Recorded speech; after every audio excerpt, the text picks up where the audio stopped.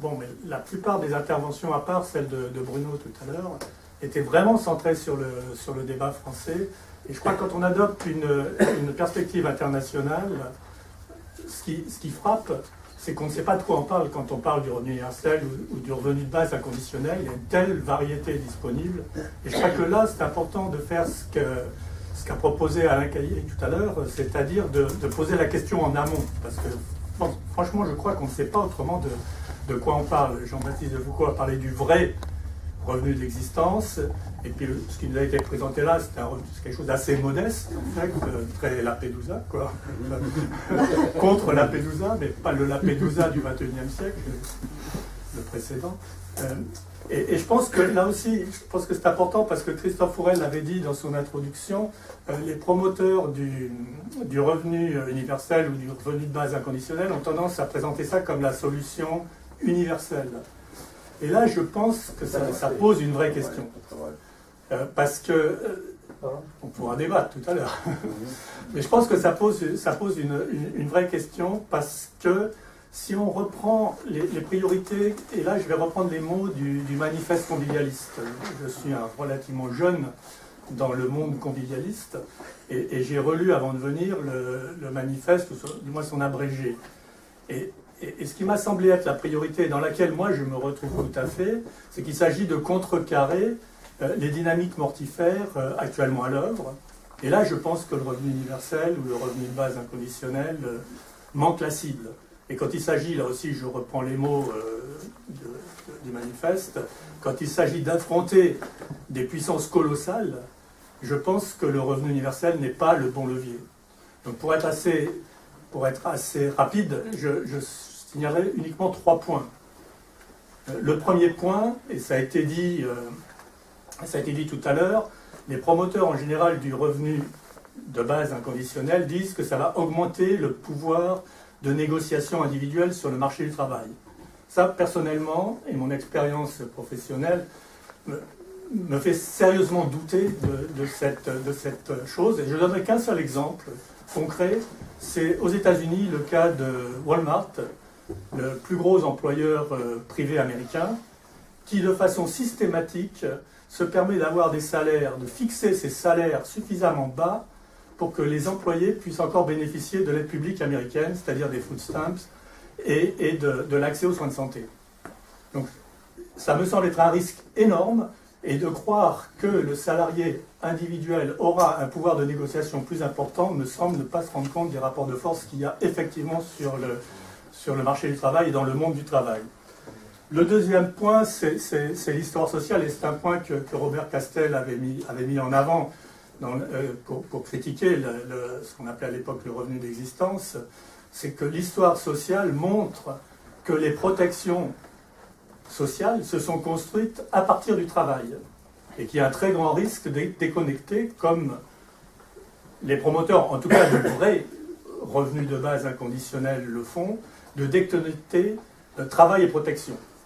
En outre, selon différentes formules, le revenu de base inconditionnel peut menacer la protection sociale actuelle, inciter au développement de la protection sociale privée, et on sait que les opérateurs sur ce terrain sont très puissants. Il s'agit des banques, des compagnies d'assurance, des fonds de pension, qui sont un des éléments clés de ces fameuses dynamiques mortifères que les convivialistes voudraient affronter avec une certaine chance de succès. Donc là, je crois qu'il y a un paradoxe qui risque de renforcer, entre guillemets, l'ennemi. Et le troisième et dernier point, ça a été assez clair ce soir dans les débats, c'est, à mon avis, l'impasse, et ça, Jean-Baptiste de Foucault l'a remarqué, l'impasse qui a été faite sur le travail. La focalisation sur le revenu fait une impasse sur la centralité du travail, aussi bien au niveau individuel qu'au niveau collectif.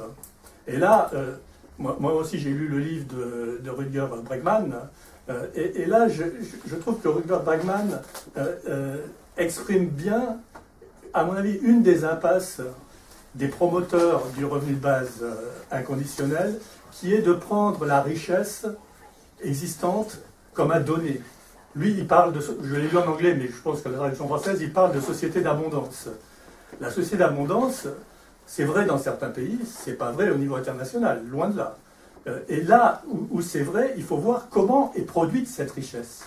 Et que le travail, justement, produit le monde tel qu'on l'a, mais détruit le monde tel qu'il est en train d'être détruit. Et là, je vais prendre un exemple très concret. Bon, j'habite en Suisse, il y a eu, tout le monde le sait, en juin 2016, une votation sur le revenu de base inconditionnel, et là, on parlait de vrais revenus de base inconditionnel, pas de la proposition qui a été faite ce soir, parce que le revenu de base, alors c'était pas dans la votation elle-même, mais les promoteurs indiquaient que l'objectif, c'était de donner 2500 francs suisses par mois à chaque adulte, et 625 francs suisses par mois aux enfants jusqu'à 18 ans. 2500 francs suisses, pour ceux qui ne sont pas habitués au taux de change, c'est à peu près 2200 €. Donc là, on parle de quelque chose qui est assez substantiel. Alors, la question du financement, mais ce n'est pas forcément suffisant pour bien vivre à Zurich. Mais bon, c'est quand même quelque chose de... Pour reprendre les termes de Jean-Baptiste de Foucault, c'est un vrai revenu. C'est un vrai revenu, c'est sérieux. Bon. Mais là, il faut voir, quand même, se poser la question de comment...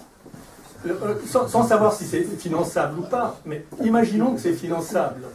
Quel type d'économie peut financer ce genre de revenus?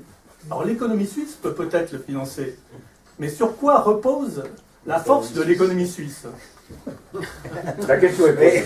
Sur la finance, je ne ferai pas de commentaires sur la finance, sur l'agroalimentaire, sur le négoce des matières premières, du pétrole, des céréales, sur la chimie, entre autres. Donc, est-ce que le monde qui a ce type d'industrie ne doit pas être contesté avant de se poser la question si ce type d'industrie doit financer un revenu universel?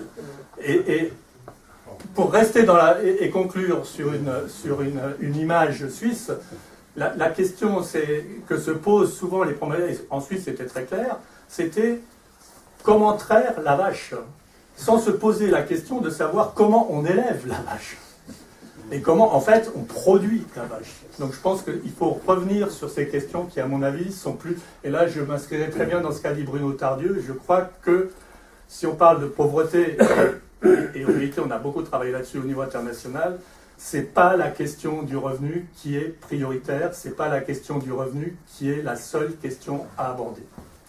Bon, je vais passer la parole à Barbara, parce que tu es quand même la principale cible.